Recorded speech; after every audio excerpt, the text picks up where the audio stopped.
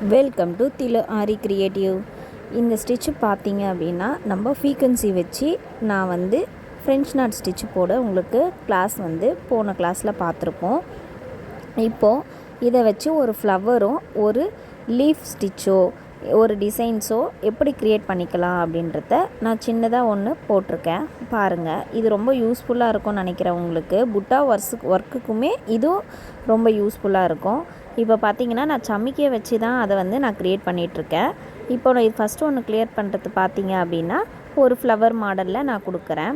Petals நீங்கள் 3 4 5 இல்லை 6 7 என்ன மாதிரி பெட்டல்ஸ் வேணால் நீங்கள் கொடுத்துருக்கலாம்.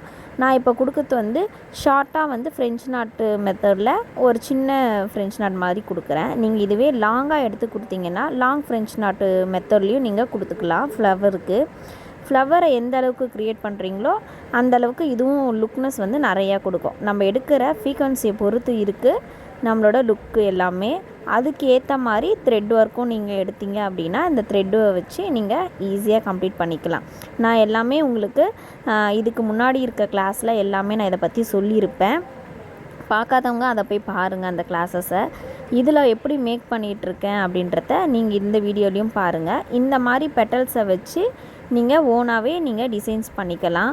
நம்மளோட பீகாக் டிசைன்ஸு இதில் எல்லாமே பார்த்தீங்க அப்படின்னா பீகாக்கோட பாடி இதில் இந்த மாதிரி கொடுத்துக்கலாம். உடம்பு ஃபுல்லாக குட்டி குட்டியாக நீங்கள் இந்த மாதிரி கொடுத்தீங்க அப்படின்னா ஒன்றுக்கு மேலே ஒன்று நீங்கள் அழகாக கொடுத்துட்டு வந்தீங்கன்னா அழகாக உங்களுக்கு அது 3D ஒர்க்கில் செம்மையாக இருக்கும். நீங்கள் வேணால் அதை ட்ரை பண்ணி பாருங்கள். பீகாக் டிசைன்ஸில் எந்த ஒரு டிசைன்ஸ் எடுத்தாலுமே இதில் 3D ஒர்க்கில் ஃப்ளவரோ இல்லை அனிமல்ஸ் இதில் எடுக்கிறீங்கனாலோ டால்ஸில் எடுக்கிறீங்கனாலோ எதில் இருந்தாலுமே உங்களுக்கு செம்மையாக லுக் கொடுக்கும். ஏன்னா இருக்கிறதுலே ப்ரைடல் ஒர்க்குக்கு ரொம்ப இம்பார்ட்டண்ட்டாக எடுத்து கொடுக்கறது இதுவும் ஒன்று. அதனால் இது ப்ரைடல் ஒர்க்கில் நீங்கள் பார்த்து சூப்பராக போட்டு நீங்கள் இது பண்ணலாம். இப்போ பாருங்கள், நான் இந்த ஃப்ளவரை ஈஸியாக கம்ப்ளீட் பண்ணிட்டேன். இப்போது இந்த ஃப்ளவரை பார்க்கறதுக்கு உங்களுக்கு எப்படி இருக்குன்னு சொல்லுங்கள். இந்த டிசைனும் சரி இந்த ஸ்டிச்சும் சரி உங்களுக்கு எந்த அளவுக்கு ஈஸியாக இருந்துச்சுன்னு சொல்லிவிட்டு கீழே கமெண்ட் பண்ணுங்கள். இப்போது ஃப்ளவர் முடிஞ்சிருச்சு. இப்போ அடுத்து லீஃப் ஸ்டார்ட் பண்ணுறேன். சின்னதாக லீஃப்னால் ஃபுல் ஒர்க் லீஃப் கிடையாது, சும்மா பெட்டல் ஒர்க்குக்கு ஏற்ற மாதிரி ஒரு லீஃப் நான் க்ரியேட் பண்ணுறேன். ஒரு 3 5 இந்த மாதிரி நீங்கள் க்ரியேட் பண்ணிட்டீங்க அப்படின்னா ஈஸியாக இருக்கும். நான் லாங் ஃப்ரெஞ்ச் நாட்டை வச்சு க்ரியேட் பண்ணியிருக்கேன் பாருங்கள்.